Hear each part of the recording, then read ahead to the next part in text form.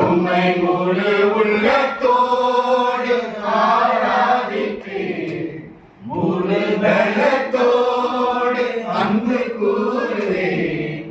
ஆராதனை ஆராதனை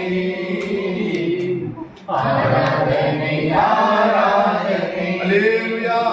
ஐயா ஆராதனை ஆராதனை ஆராதனை ஆராதனை.